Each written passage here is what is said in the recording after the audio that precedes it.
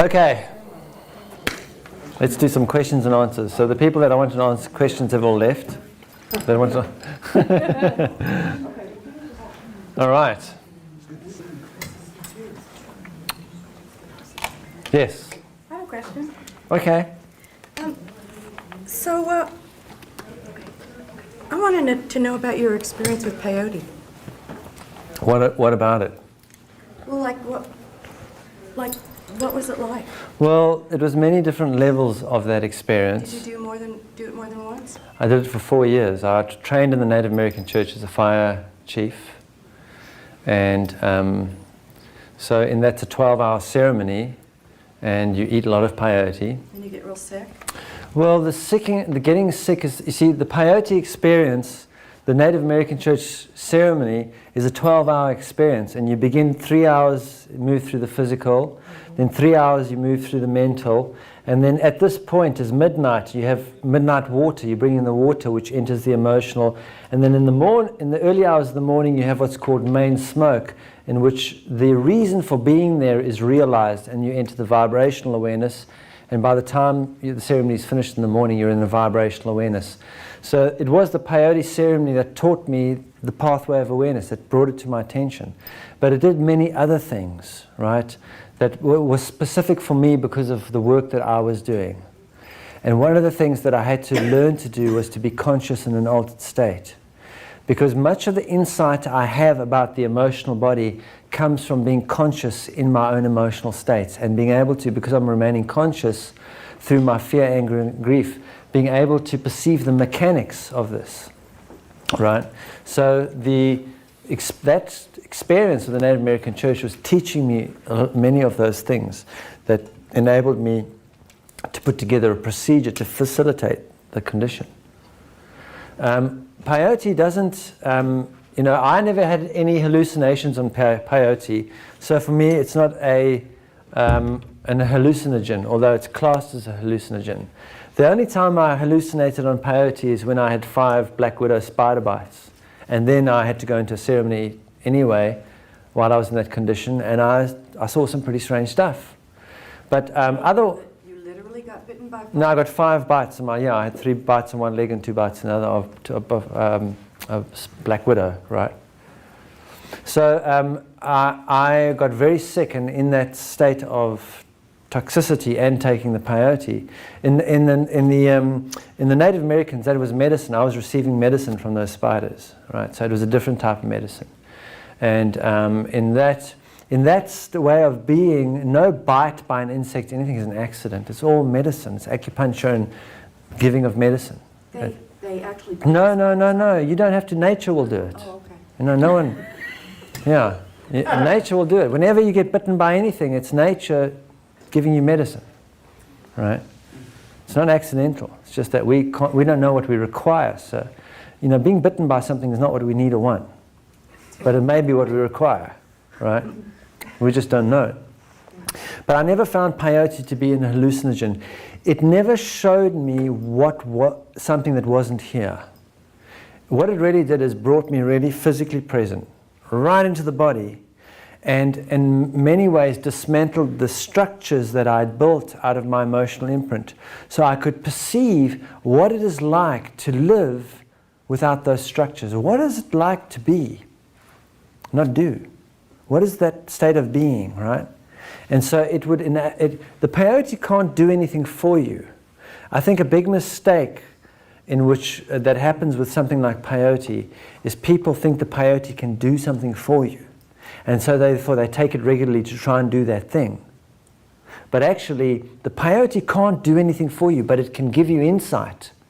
But then once the experience subsides, you need to step into your life and act accordingly, right? And take the action based on that insight. But it can't do anything for you, right? And the belief that it can do something for you leads you again into another religious state. The belief that a wafer can do something for you and sipping wine blessed by a priest can do something for you is, to me, deluded, right? Because nothing there can do something for us. What does it is impacting the causal point of my experience. So the peyote was very instrumental, and I'm grateful to it. It's called the medicine, and I know why it's called the medicine. It's good medicine, right? But it's not necessary to take peyote, because the presence process will, in a very gentle way, will put you into the same experience. Did you ever do that other drug called, I think is it DMZ? Yeah, I've explored many of them, right? I've explored many of the plant medicines. What did you think of that? Well, it doesn't matter, because they came to me as I required them. I wouldn't go and seek them out, but they came to me as I required. And they can show you things, and they can take you into other experiences. But for me, what is important is what is going to work to impact this experience. It's the same with the New Age stuff too, about going to the different dimensions, all of that stuff. And how does it work for here? Well, it does nothing for here. Right? So those dimensional experiences are great. Bring them here. Don't go there. Right? So a lot of people are taking these medicines, which initially I was too, is taking these things to try and, we call it, get out of it. To get out of this experience. To look for somewhere else. The first book I ever read that interested me was The Bermuda Triangle, because I would just love to disappear. How can I do that too, right?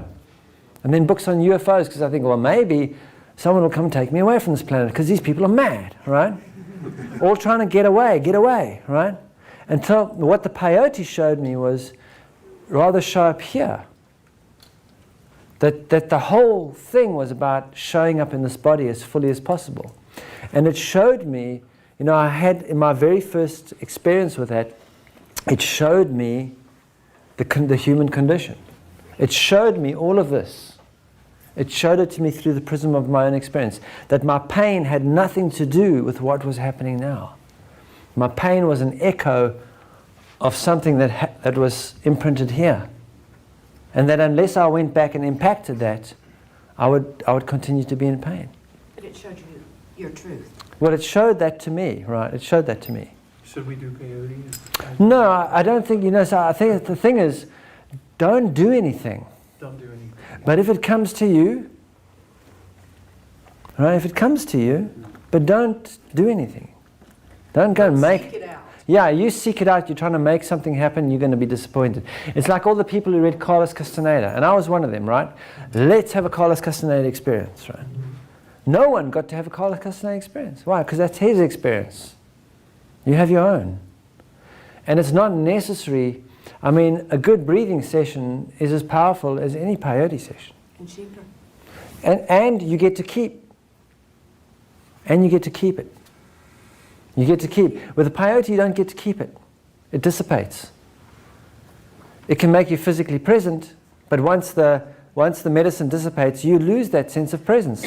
I know lots of people who are just the same 5 days after the peyote experience as they were when they took peyote. They just return back to the same state. It doesn't change anything. If you want to accomplish it, you want to do it internally. Only what's done internally through our own will, through our own capacity, is ours to keep. The things that we do from the outside may change things for a while, but they'll return back to that.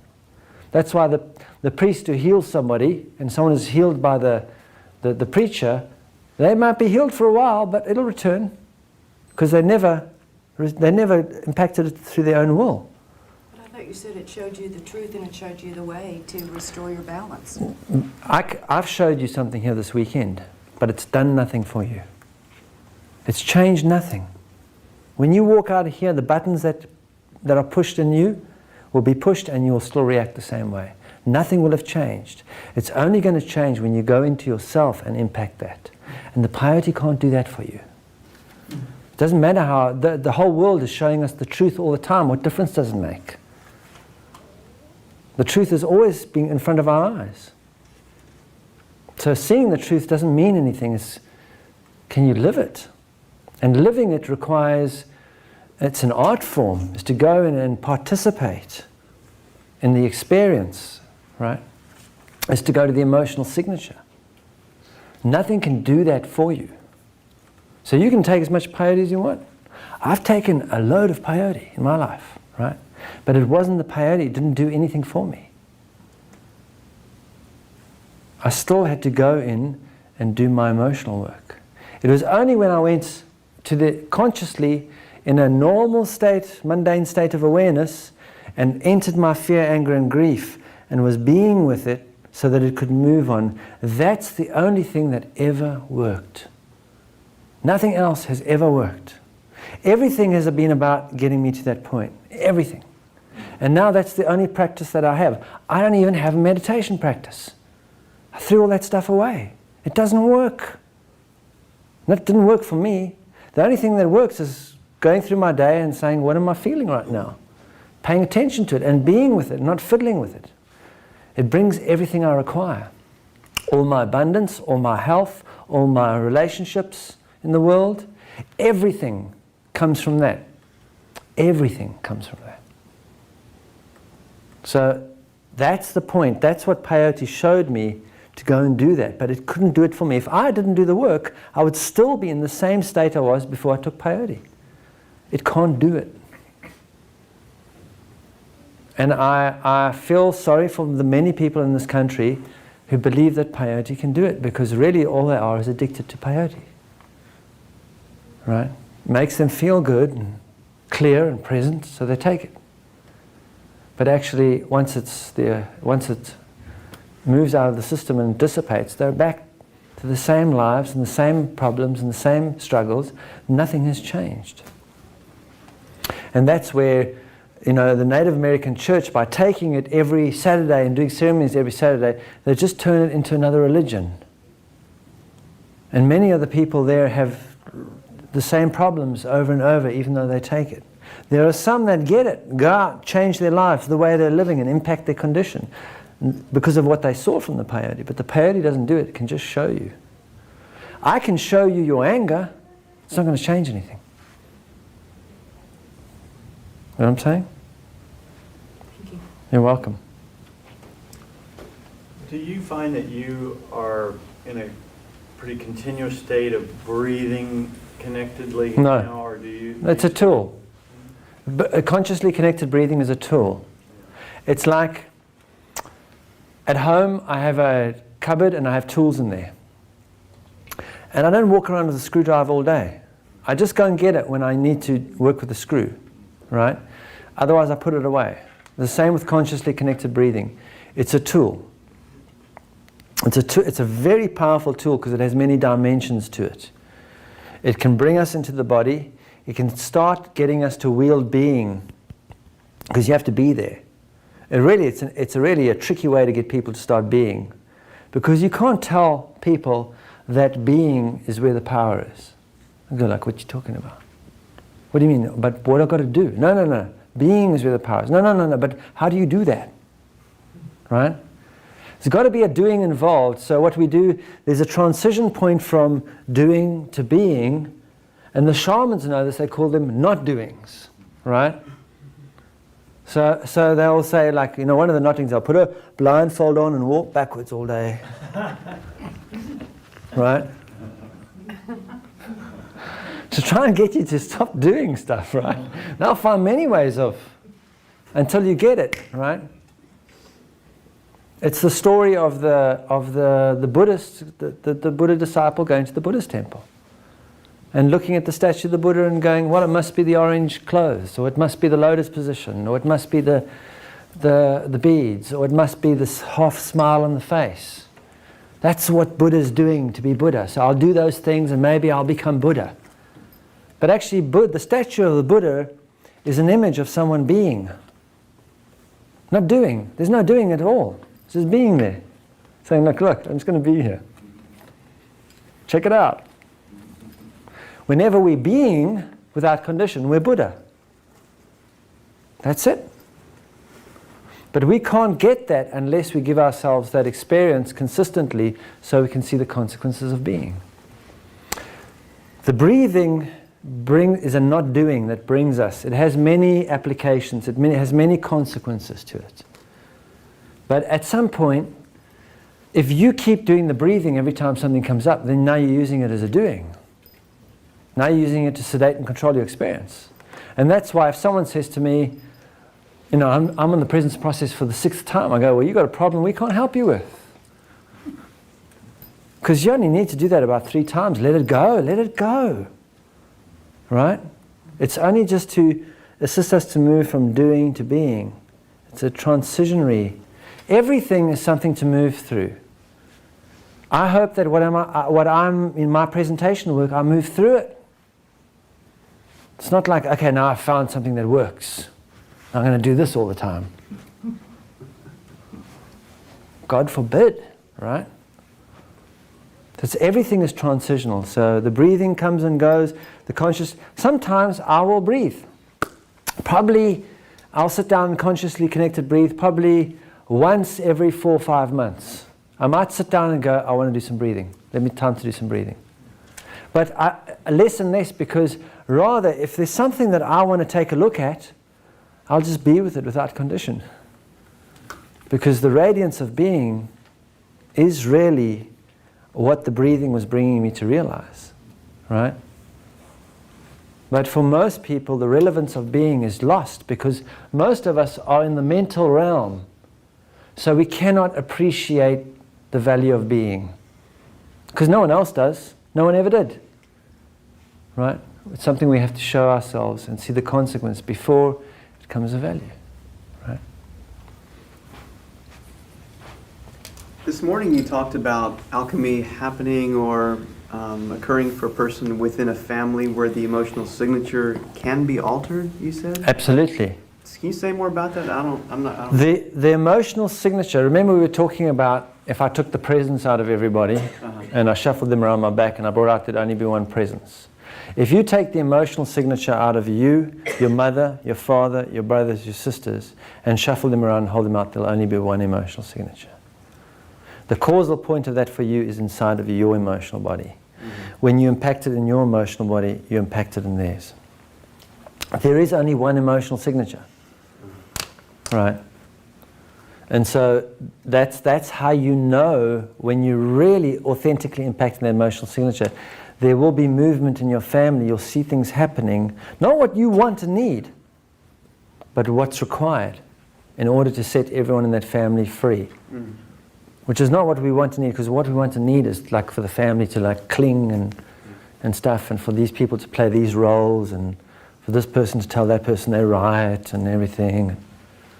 But that's not what's required. What's required is to dismantle the family so that each of those beings may become a family in themselves and know who their real mother is and who their real father is.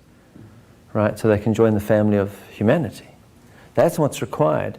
And if you go in and impact your emotional signature authentically, that's what slowly will unfold. It will unfold for you, and it will unfold in a gentle way for them, whether there'll be there'll be more movement for them, more freedom. They don't have to stand around you reflecting your stuff anymore.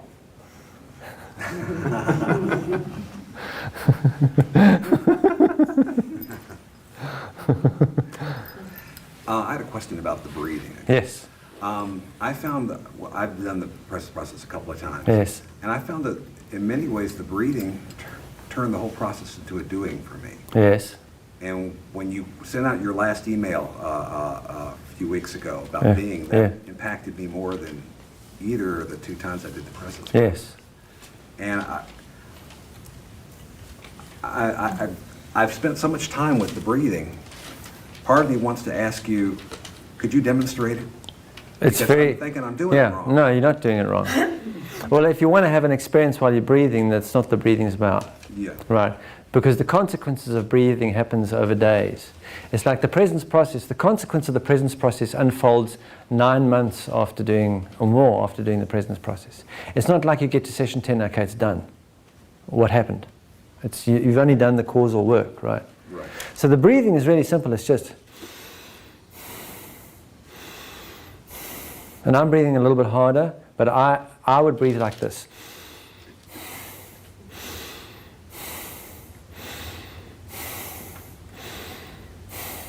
Simple as that. Okay. All right. Did you breathing? But I agree with you. If you get the Revelation of Being article, you never need to read the presence process again. I mean, if you really get what's written there, that's it. Game over. Yeah, I've been sitting with it every Yeah, day. to me, that's it, game over. And that's also because for me, I'm not at a point of arrival, right? At any point, am I at a point of arrival?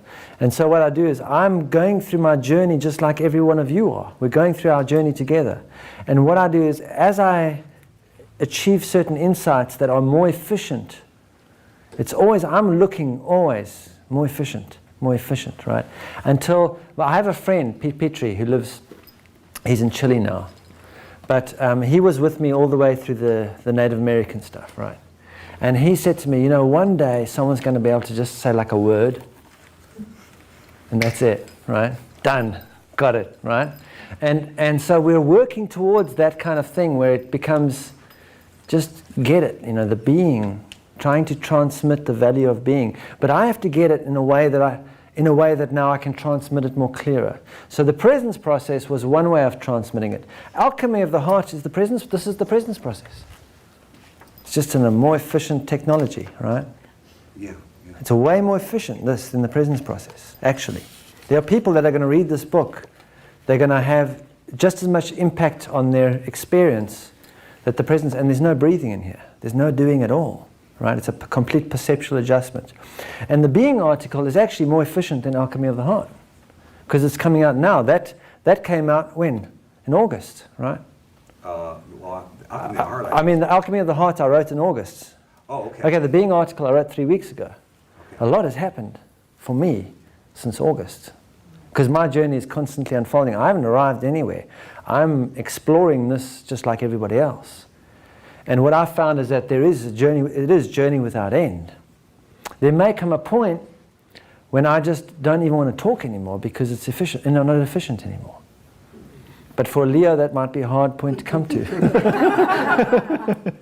But I agree with you, that article is way more efficient than the presence process, but for you it is.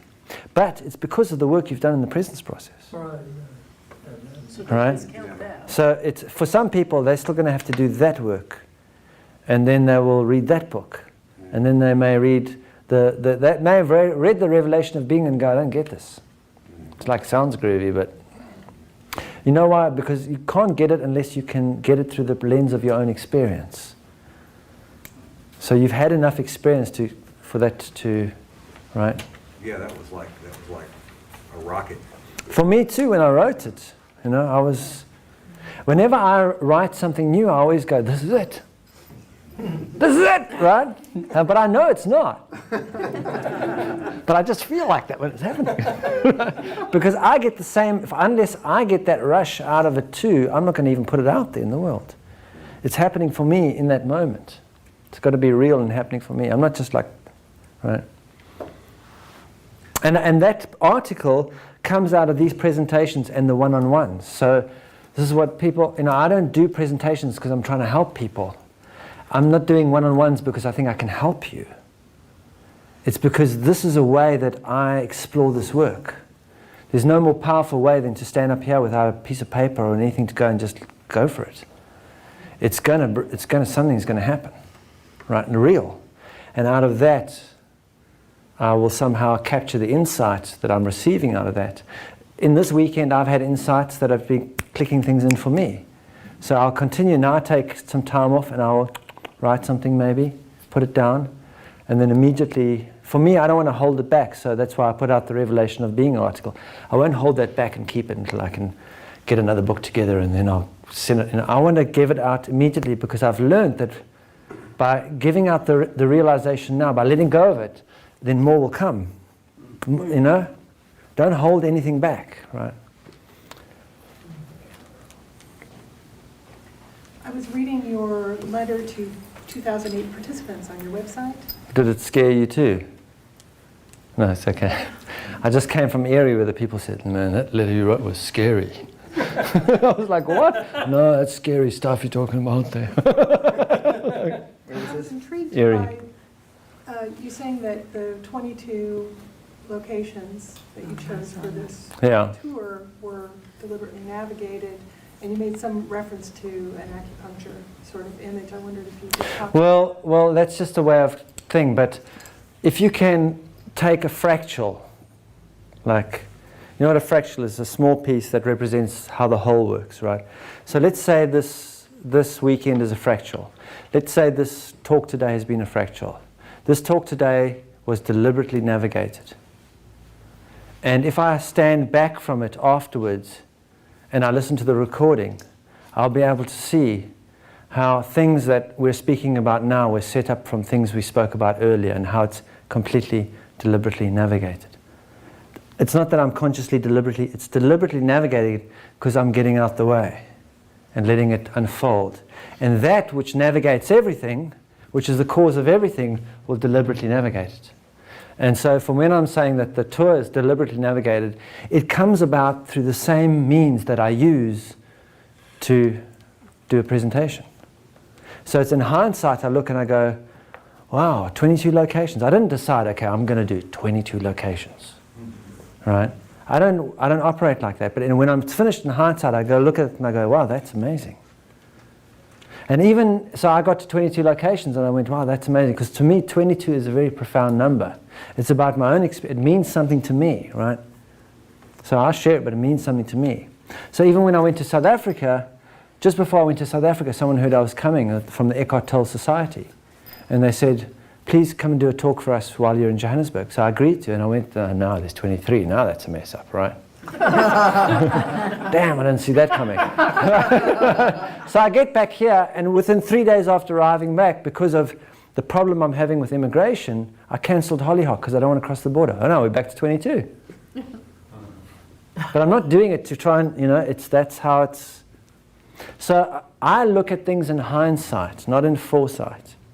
So when I say, this is like 22 acupuncture points, I'm looking at it, I have a map on my wall, right, of the states, and I have all the tours. Once it's all done and it's happening, then I made this map and I looked back and I went, wow, that's quite an interesting thing going on there.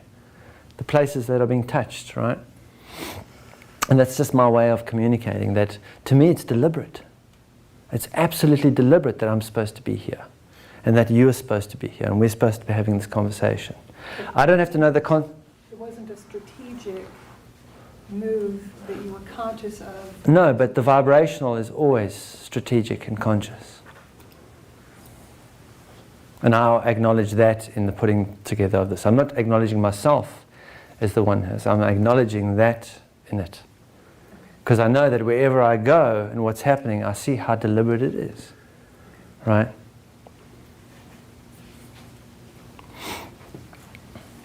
This question. I was wondering if you'd share maybe a little bit about your experiences with intimacy, since you're sort of charting a new course for us about entering, with your new companion, or I'm not sure how new it is, but what are you discovering, since there's no archetypes where you are? Well, it's quite a challenge that I want to put this book together, and it's very difficult to know how I'm going to do this. I haven't had my ass kicked so hard before. It's really, the intimacy journey is really tough. It's been very tough for me, because but at the same time,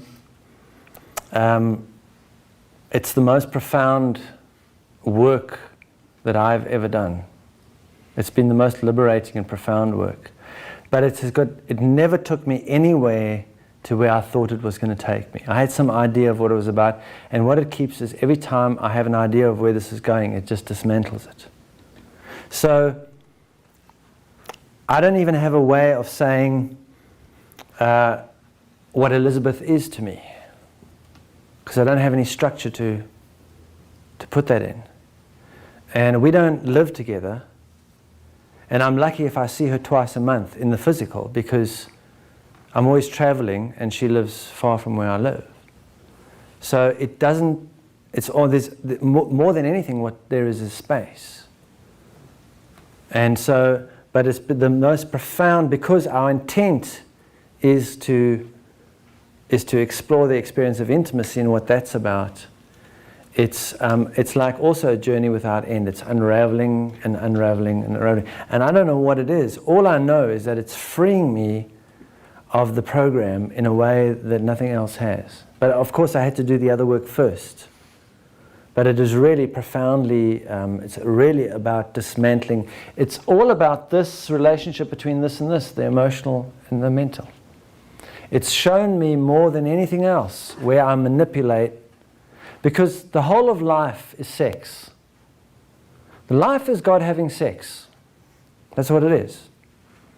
And the thing about God is that God's not really interested in the orgasm. We are. And so what we do is we keep manipulating life to get our orgasm. Okay, my orgasm will be $50,000 a month, is what I'm going to earn. Or my orgasm will be you behaving a certain way so that I feel good about myself. Right? Or my orgasm will be being able to spend so much money a month on clothes. Or it doesn't matter what it is, my orgasm will be that I'm famous. I get recognition from other people, whatever it is, right? And what the intimacy experience is an opportunity to come together and remove the orgasm. Right? To remove the orgasm. So for example, in the intimacy experience, in the first, you're going to find that one partner, when the partners are together, one is going to be pursuing sex and the other will be sedating sex. That's how it's going to be, because the one is going to play mental body, one's going to play emotional body. So whoever's playing the mental body, they are not allowed to initiate sex anymore. That's part of the journey. And they're not allowed to have orgasm. They can't initiate sex, and when the sex is initiated by the emotional body, they may not have an orgasm. Right? And they have to agree to that, to put the orgasm aside and to not initiate. And when the mental body agrees to that, then the mental body is going to ask a crucial question. Well, then why am I doing this? Then the work begins. Right? Because it's not about turning someone else into your orgasmobile. Right? It's not what it's like. It's not what it's about. Another human being is not supposed to be your orgasmobile. They're not supposed to be manipulated to give you pleasure. And when we see that in the practice of sexuality, the moment we enter sexuality on that level and to see that, right, and realize that it's the orgasm in life that we aim for, that pulls us and anchors us in mortality consciousness, because the orgasm is the end, the death. And when we remove the orgasm from our experience, in other words, I'm not attached to any outcome. I don't have an outcome that I'm aiming for. I'm being here with you. I'm just being here with you. I'm being here with you in an intimate way, but I'm just being here with you. Suddenly, things start to open in a way that is, what starts to open is this. And when this starts to open, what comes through here, wow, that's way better than any orgasm could be. It is way superior, right, than some physical pleasure that ends up in a death. It's way different. But that's very hard to get. It's hard to get a life without a destination. And it's our destinations, our outcomes, that I want to get this outcome so I feel good. I want to get this outcome so that I feel loved. I want to have this structure. You must behave in this way so that I know that you love me. All that stuff has to go. All of it has to go. And that's what the work we do to free ourselves. And as we free ourselves, what happens is our awareness starts to become aligned with our being and not our doing. Because when the orgasm is involved, sex is something you do. You do to get somewhere. I'm doing this to you so that this will happen. But it's not about doing, it's about being together. Everything is about being together. Right? And once we start attaching our awareness to beingness rather than doing, beingness has no awareness of beginning and ending. What being is has always been. It's a vibration that's always been. This is beingness here. This has always been and always will be. And once my awareness becomes attached here, then I enter immortality consciousness, to be in the world but not of it. That awareness starts to open up. That's the intent of the intimacy experience. It's to open the chalice so that what love is may be realized in the world. We call it making love with each other, but we don't really know what that means. It's not really making love, it's realizing what love is with each other. And it's not what we thought it was. And it's got nothing to do with our doings. And it's got nothing to do with our structures and arrangements. All of that has to be dismantled. And it's quite a painful dismantling all of that. It's very painful because how do I know what you mean to me, or what if there's no structure and you don't do these certain things, and all that has to go away. And so you're constantly throwing yourself into the void with this person. And that's, for me, the experience is, that's why it's very difficult. Once one moves beyond the emotional work and starts entering the vibrational, that's why I was saying to you, your third story, nobody can tell you. The intimacy work, when we free each other through the intimacy experience, when we are freeing ourselves, we're awakening to the third story. And the third story is intensely personal. So the fruits of the intimacy, I can't really tell you. All I can say is, invite you to be curious about the experience of intimacy. To be curious about it. And let yourself into the third story. Let it be shown to you. Because I don't want to play house. It makes my mama cry. When she plays house, my daddy says goodbye. I don't want to play house.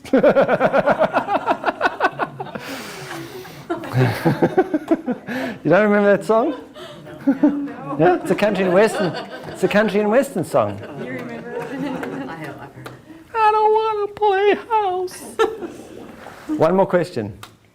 Is being and doing absolutely exclusive, or can it possibly be that one can do and be simultaneous?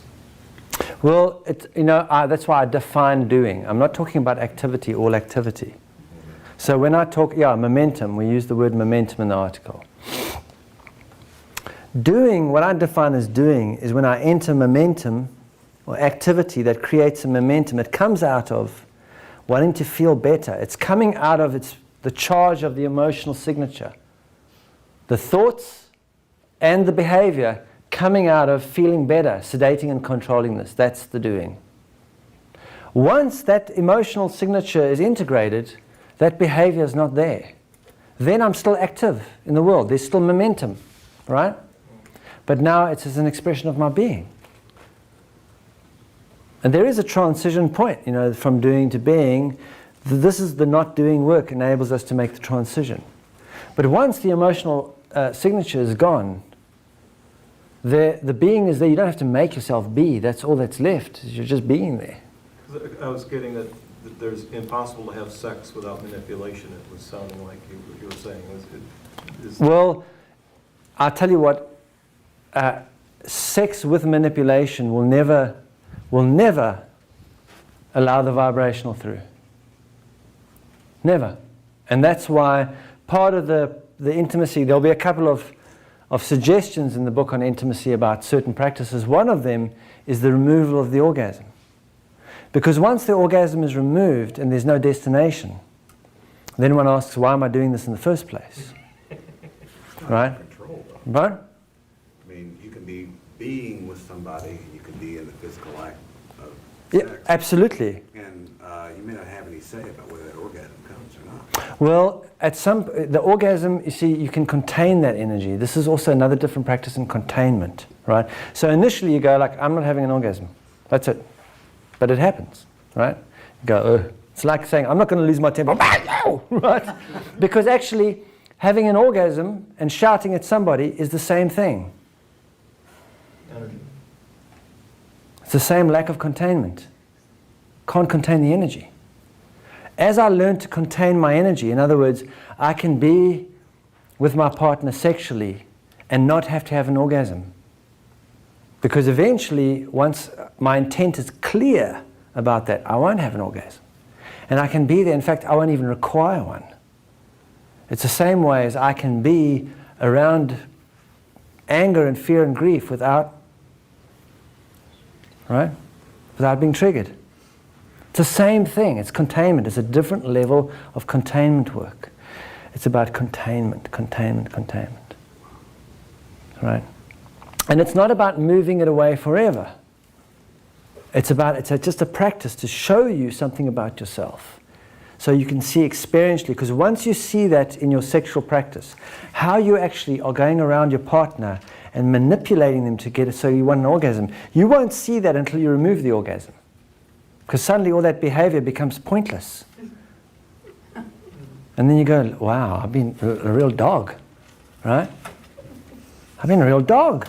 I'm a real dog, right? Got to see that. Oh, that's horrible, right? And once that's removed, then I see that I'm doing it around other people, so that I get my money, so that I get my this, so that I get my that, right? And to strip that away out of my behavior, so I can just be here without trying to manipulate this to get to a specific outcome. Now I'm entering journey consciousness because there's no destination. And journey consciousness is about being. It's an immortality consciousness. And in that awareness, my being in the world has a completely different purpose than here to manipulate something to get something. Right? It's a different story about why I'm here. That's the third story, right?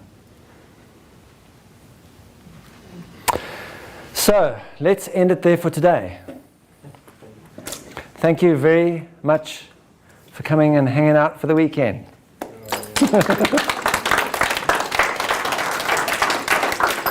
Just want to thank Jordan for setting us all up in this way.